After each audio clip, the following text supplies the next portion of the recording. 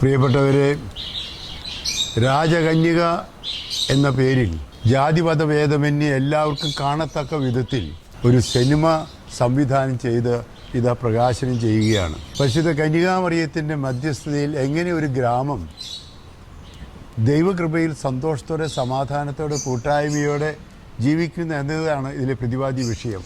രാജകന്യക എന്ന സിനിമയ്ക്ക് പ്രചാരം ലഭിക്കട്ടെ എന്ന് പ്രാർത്ഥിക്കുന്നു. ഇത് ദൈവികമായ കൃപകൾ പരിശുദ്ധ അമ്മ വഴി ലഭിക്കാനുള്ള സാധ്യതകളെക്കുറിച്ചുള്ള ഒരു ചലച്ചിത്രമാണ്. ഈ ചലച്ചിത്രത്തിന് എല്ലാവർക്കും ആശംസകൾ.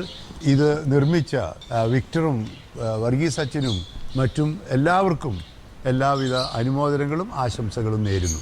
ഓഗസ്റ്റ് 1 ആരംഭം കുറിക്കുന്ന രാജകന്യക എന്ന സിനിമ എല്ലാവരും തന്നെ തിയേറ്ററുകളിൽ പോയി കണ്ട് ആസ്വദിക്കാൻ ആഹ്വാനം ചെയ്യുന്നു. നിങ്ങളെ ദൈവം അനുഗ്രഹിക്കട്ടെ.